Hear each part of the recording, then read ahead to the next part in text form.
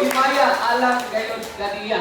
Let's declare the glory of God. Muna atong pagkahisgutan karon, declaring the glory of the Lord.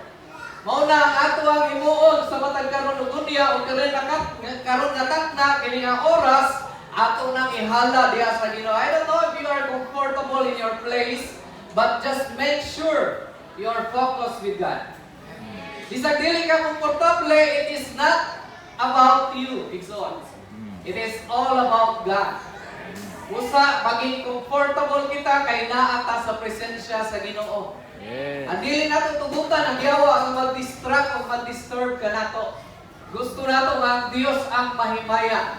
Like David, this passage in the book of Psalms encourages each one of us. Muni ang iyang gisulti alang kanatong tanan. Psalms chapter 105 verses 1 to 5. Oh, give thanks to the Lord. Call upon His name. Make known His deeds among the people. Sing to Him. Sing praise to Him. Tell of all His wondrous work. Give glory in His holy name. Let the hearts of those who seek the Lord rejoice. Seek the Lord and His strength. Seek His presence continually. Again, ako ang respond kini nga line. Kaya siya dito. Seek His presence continually. No? Dili na ito undanon. Padayon gayon igsoon. Remember the wondrous work that He has done, the miracles and the judgment that God had uttered. O karong nabuntag ato kining hinumduman mga igsoon. Ang pagkahalandon, ang pagkadako, pagkagamhanan, pagkamaayo sa ato ang buhing nga Dios. Yes. Can you still remember how good God is in your life? Yes. Muragan mo ba nang misyan gid no? Amen. Eh, wag na, nakalimot na. Remember. Naginawa pa ba mo diya? Yes. Pero gamay lang yung may naginawa. Murag, kuwan siguro, igangan. Pero bisan pa sa atong sitwasyon, atong pasidunggan ng Ginoo is the very reason why you are here. Yes. Ayun na siya, ito igsoon siya ang rason igsoon. Diyos Dili ang ikaw. rason.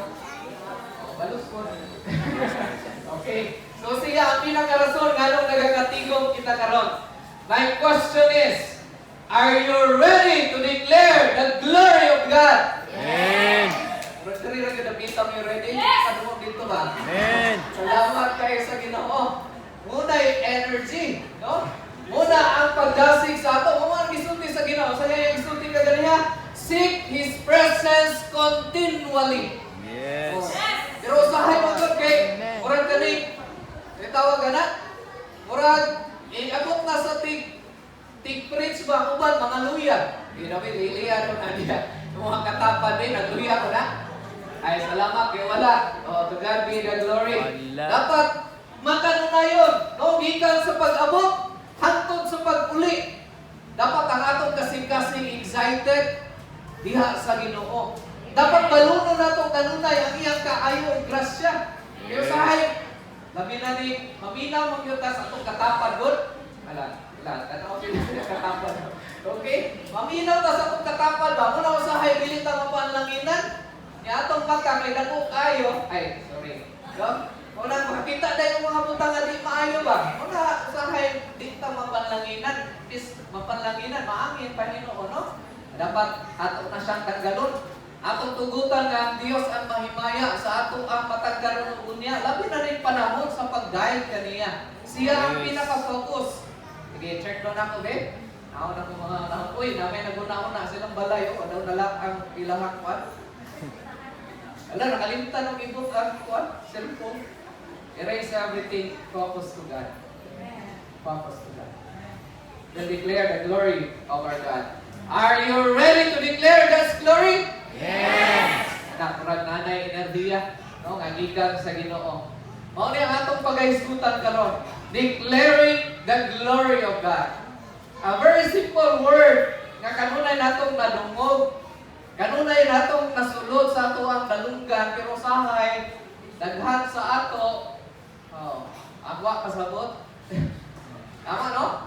Siguro kung mangutanan ko ani ganihan, nag-quiz na may akong sayo, katong sayo ni abot. Kaya nga daghan ang nakalimot. Karon mutana na po usaban ni Ron murag. Oh. What is the glory of God?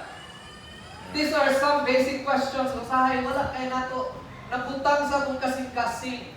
Muna, most of the time, we are not too excited. We are not very much excited nga kung adto sa presensya sa Ginoo kay nakalimot kita niini. God had said in His Word that the glory only belongs to Him. Let's classify the word. Unsa may pasabot aning word nga glory? Karon kung mangutanan gyud ko ani murag daghan gyud maglingo-lingo. Og napa ni sa classroom room kabalo ko nagduko-duko na mo ba? Ay gani kay naata diri sa simbahan, di ba no? A very simple common word pero dili kay nato something ma-express. Actually, the word glory, no word that is really equivalent sa ilaha. Because this is only for God. Kini nga himaya para ra gyud siya sa Ginoo. Of course, we have our own glory. Glory can be defined as beauty. Glory can be defined as radiance. Beauty can be defined as honor. But all these things are just descriptions about glory. Labi na kung magsulti tag glory of God. Samot na ay mga pipila ka mga words nga ako ang gitan-aw. It's origin from the different languages. O at least natay makatunan. Ang uban kay balo na niini. Ang word nga glory sa ato ang Cebuano nga language is himaya. Sa Tagalog, natay mga friends nga mga Tagalog dinhi, kaluwalhatian. That's the word glory means. Pero kung adto kita sa Greek, ang word nga glory means doxa. Pwede niyo isulti? Doxa. Oh. Oy, lagi isulti sa uban.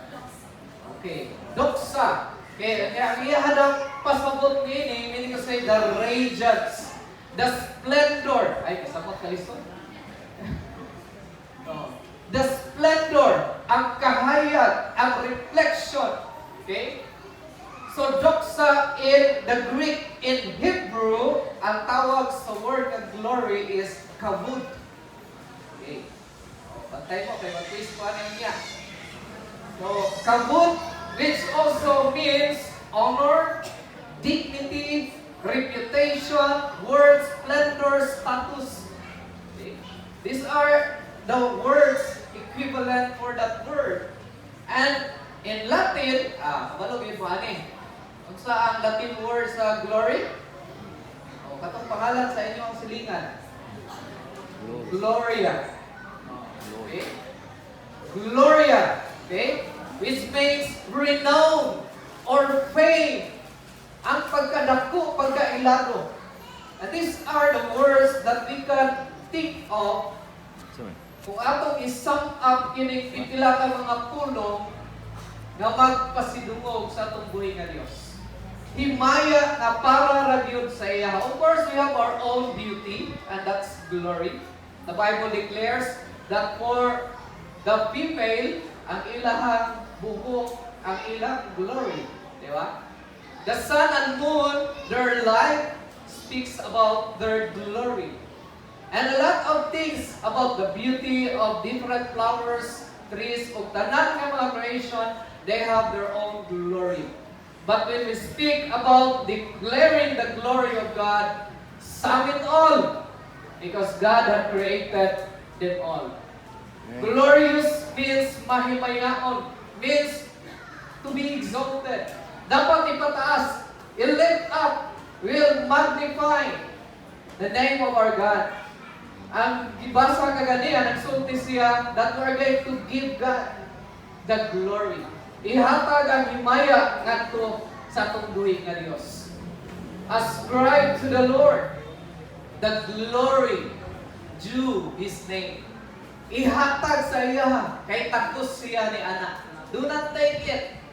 Kung naay mga manindot nga mga butang na nahitabo and you are being appreciated, you are applauded, you are being honored, do not keep it. Give it back to God because He is your Creator. Kung naay mga maayo o nindot nga butang nga nahitabo sa imong kinabuhi o gihimo sa imong kinabuhi nga nakita sa uban, then give God the glory. Do not keep it. Kaya kung ato nang i-keep, dili nato na makaya. Only God can help us. Ang Diyos ra pwede mo gunit anak. Kaya kung kita na gani ang mugunit anak nga glory, kana nga himaya, kana nga honor, una na ang gitawag nga garbo. Muna ay gitawag nga pride. Oh. Kanang nasa tunga sa maunga word. Say nasa tunga sa word na pride. Ay. Sila masulti oh. Kinsa ganin na nasa tunga sa pride nga word. Ay. Kita na I. And we should give God the glory, not we, not you, not me. Sa ang Dios ang himaya. We're still in the introduction. Ako lang mong gitagaan o gamay nga overview. No? Para at least as we move forward, na yung mga terms, dali na lang nato masabdan. I would like to invite once again everyone to please stand. If you have your Bible, you can read it with me. Kung na-prepare ko sa atong screen. In the book of Psalms chapter 96, verses 1 up to 10, ako magabasahon. O I guess ang ilang na-prepare is 1 to 4. Maura kong nahatag na ganina. And I will be reading these passages. Psalms chapter 96 verses 1 to 10. If you go with the reading, you can just say Amen. You can declare as the psalmist declare it. Kung ana, uyon sa imong kasing-kasing, yes Lord. Amen. Ingon siya din niya, I will be reading para sa ato ang tanan. Ingon siya dito, oh, sing to the Lord a new song.